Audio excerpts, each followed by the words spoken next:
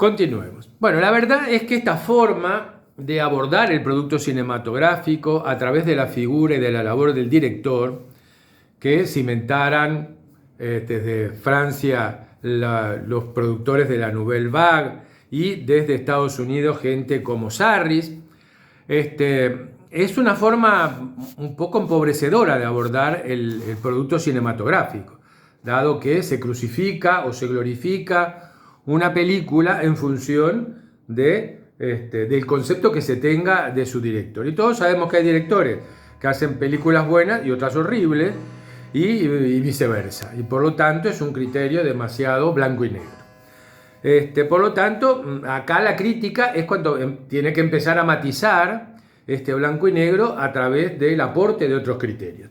Y por lo tanto, Homero Alsina Tevenet nos dice: un crítico independiente debería negarse a vestir ese chaleco de fuerza, en el cual se ven directores buenos y malos nada más, ¿verdad? Porque un criterio esquemático, basado solamente en directores, no le dará una visión del cine real. Implica desechar de antemano las ideas y las frases que puedan haber aportado productores, libretistas o intérpretes, más las imprevistas circunstancias de filmación y de montaje. La comprensión del cine real es justamente lo que un crítico debe transmitir a su lector, ¿verdad? Acá Homero Alsina Tevenet lo que hace es establecer las pautas de su función de crítico, es decir, que un crítico no debe ver su visión empobrecida a través de un planteo blanco-negro, sino que debe tener en consideración y hacer que el público lector participe de su visión, enriqueciendo lo que es ese producto cinematográfico que un espectador ve cuando entra a una sala de cine, para que pueda tener un cabal aquilatamiento de eso que está viendo o que va a ver o que acaba de ver. Esa comprensión del cine real, entonces, es lo que el crítico debe aportarle a su lector, tanto en la reseña de estreno como también en un ensayo sobre épocas, sobre estilos o sobre tendencias. Ante todo, es muy cierto que muchos directores del cine han puesto un sello personal en su obra, como lo hicieron Chaplin, o Ingmar Bergman, o Buñuel, o Dreyer, o Rossellini, Fellini, Eisenstein o Tarkovsky, entre otros. Pero eso no acredita que todas sus películas hayan sido obras maestras, o que sean siquiera los ejemplos de su mejor estilo.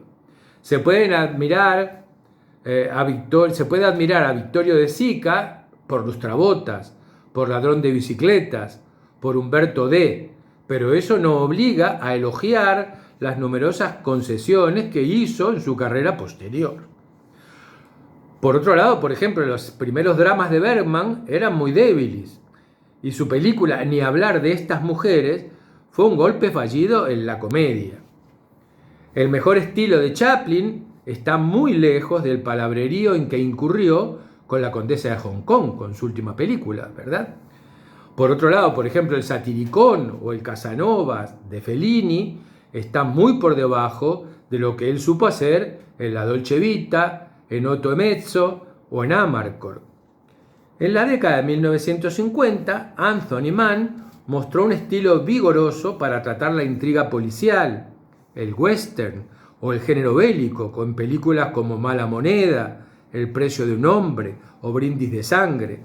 Pero ese estilo queda alterado cuando Mann dirige la sentimentalina dulzona de Música y lágrimas, o ese costoso espectáculo de época hollywoodense como fue El Cid o La caída del Imperio Romano.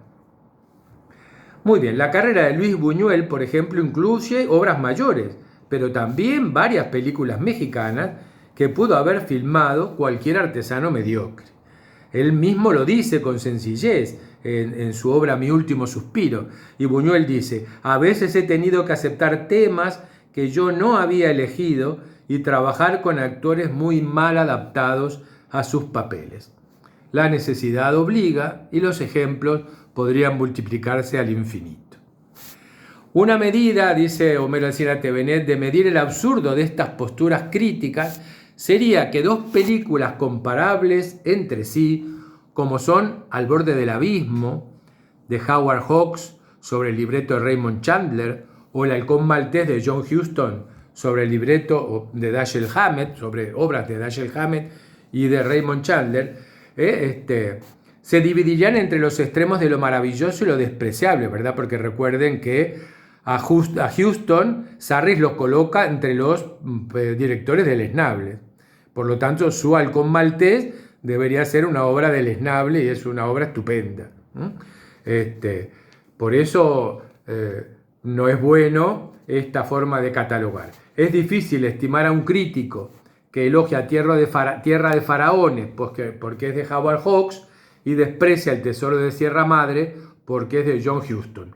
Otro peliculazo de Huston, El tesoro de Sierra Madre. Y no podemos decir que es una mala película porque a la crítica o a estos señores que hicieron un listado de quienes según ellos eran buenos o malos directores, colocan a Huston entre los malos directores. Así que bueno, el libro de Sarris cierra el parágrafo Homer Alcina-T. Bennett. El libro de Sarris debió causar risas en Hollywood. Muy bien.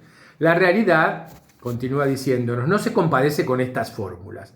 La realidad dice que en Hollywood buena parte de la producción estuvo dictada por las órdenes de Adolph Zukor y de B.P. Schulberg en la Paramount. B.P. Schulberg, Benjamin Percival Schulberg, que era el jefe de producción de la Paramount, que se llamaba Percival Schulberg, pero le daba tanta vergüenza ese nombre tan inglés de Percival, tan estirado, que cuando se fue a anotar a la escuela, para evitar las burlas que le iban a hacer sus compañeras sobre su nombre tan inglés, se puso de contrabando el nombre de Benjamin delante de su nombre, que era el nombre del nene que se anotó antes que él, para que no le cayeran sus futuros compañeros. O sea que por eso aparece en todas las obras B.P.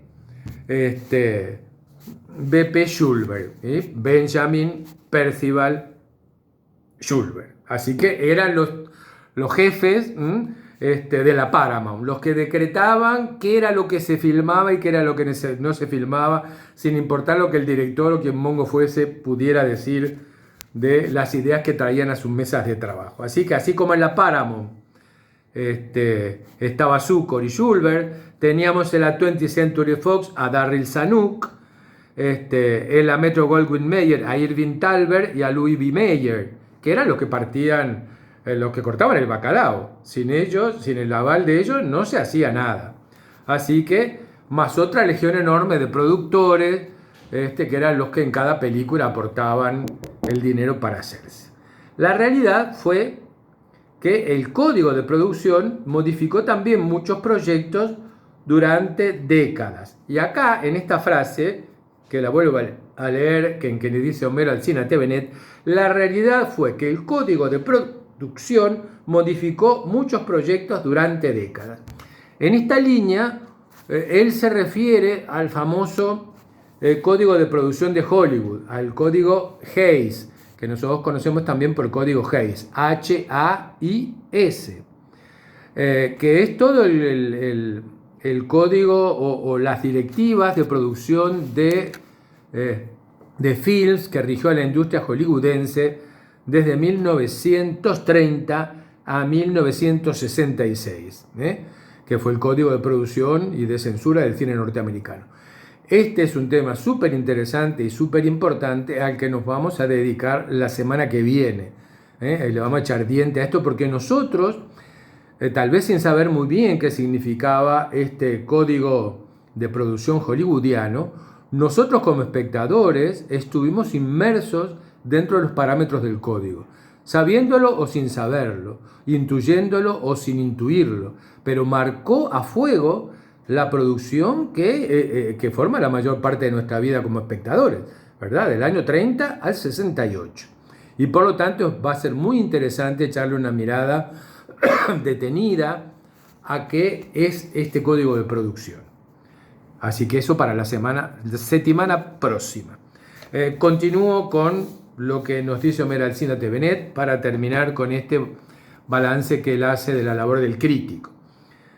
Entonces dice, la realidad es complicada y hay que tener en cuenta también, por ejemplo, que Chaplin encontró obstáculos en el cine sonoro que Eisenstein tuvo dificultades con las autoridades soviéticas, que John Ford y Fritz Lang tuvieron que hacer algunas películas comerciales de encargo para sobrevivir en la industria. Por otro lado, un sello personal en la obra de un director no es necesariamente una garantía de calidad. El sello personal de Cecil B. DeMille era el más vacío espectáculo de masas y sin embargo era el cine exitosísimo. En Argentina, el sello personal de Manuel Romero era el sainete o la comedia de segundo orden. O también ha ocurrido que un director pueda tener talento, artesanía y variedad de intereses, con lo cual la obra de un director no es necesariamente una cadena de películas similares, y entonces el sello personal se hace muy difuso. Hay una enorme diferencia de temas y de estilos entre Toro Salvaje, La Edad de la Inocencia, Casino y La Última Tentación de Cristo. Sin embargo, los 4 títulos fueron dirigidos por Martin Scorsese. Y así parece más sensato y más ilustrativo, como actitud crítica, examinar cada obra por su forma, su contenido, sus antecedentes, sus resultados, sin olvidar sin ese examen al director mismo. Y termina esta introducción a su libro Homero Alcina-T. Bennett diciéndonos: algo de eso intentan expresar las notas reunidas en este volumen. Figuran títulos importantes y directores de primera línea, pero también los complicados caminos recorridos desde la concepción inicial hasta el estreno por intervención de productores, escritores, censura y tantos otros factores que son importantes en la vida de una película. Esta obrita de Homero Alcina-T. Bennett, que es finita, es un libro maravilloso, porque con el genio que lo caracterizaba, con la claridad, con la humildad con que abordaba el hecho cinematográfico, él marcó una senda indiscutible en la crítica cinematográfica, no solo en la crítica cinematográfica nacional, porque fue una personalidad relevante en el panorama de la crítica cinematográfica a nivel mundial. Mucho del cine internacional se consagró o tuvo sus laureles a través de la pluma de nuestros críticos de cine en la época dorada de la crítica, en la época dorada en que el uruguayo pensaba, en la época dorada en que los periódicos no eran un conjunto de estupideces como son ahora, o de cosas que uno dice, ¿por qué estarán en una página de un diario? Si no estuvieran no perdemos nada, ¿verdad?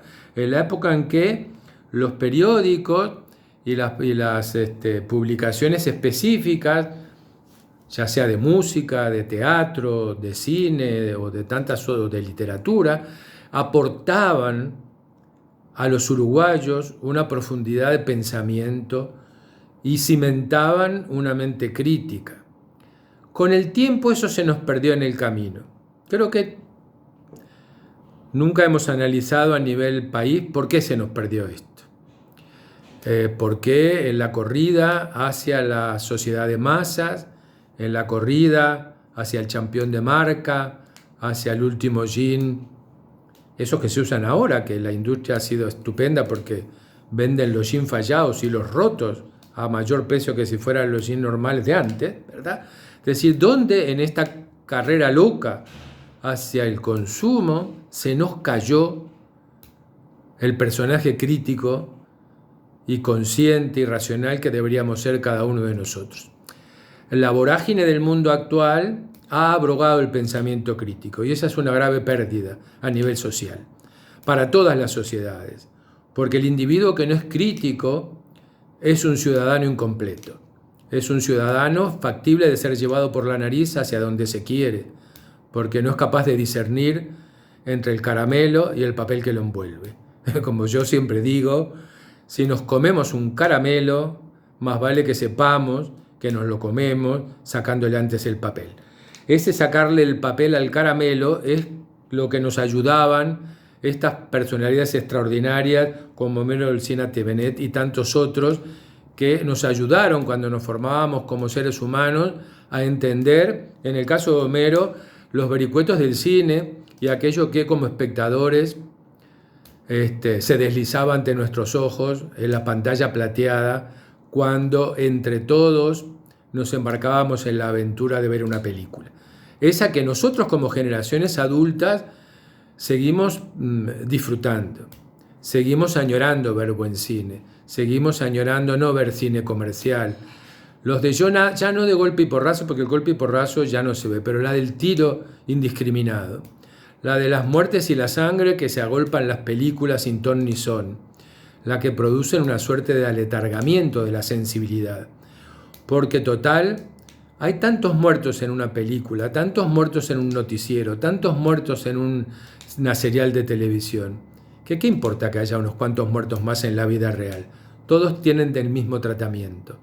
El muerto del asalto de hoy se nos confunde con el muerto de la serial que vemos después de la televisión del noticiero, o con el cine que la industria cinematográfica actual nos larga en una sala de cine. Es muy difícil encontrar un remanso en cualquiera de esos medios de una película que nos obliga a pensar, o de un producto televisivo o telenoticioso que nos obligue a pensar, que no nos produzca una especie de adormecimiento del sentido crítico. Esa es tal vez una de las labores que las generaciones adultas tenemos como deuda ante la sociedad nuestra, ante la sociedad de nuestros hijos, de nuestros nietos.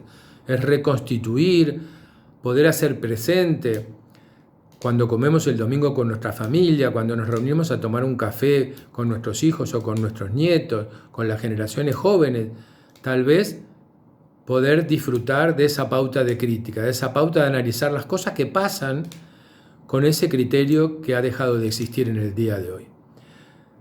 La crítica ha muerto, larga vida a la crítica, pero somos nosotros los que les tendremos que dar esa larga vida a la que ya no está presente. Bueno, espero que disfruten mucho la semana, que podamos reflexionar sobre estos temas, porque si algo tiene de bueno esta pandemia es que detuvo la marcha loca del consumo y de la trepidación de la vida actual, y tal vez nos está permitiendo pensar un poco más que antes y con más detenimiento. Y si de pensar se trata, las generaciones como las nuestras, por suerte, se han ejercitado en pensar. Y eso tenemos que hacer. Pensemos hasta la semana que viene, que martes mediante nos juntaremos para analizar el código de producción hollywoodiano. Que pasen muy linda semana, cuídense mucho de la ola de frío que se avecina y espero que nos encontremos todos felices y contentos el martes que viene. Un beso grande para todos y que pasen lindo.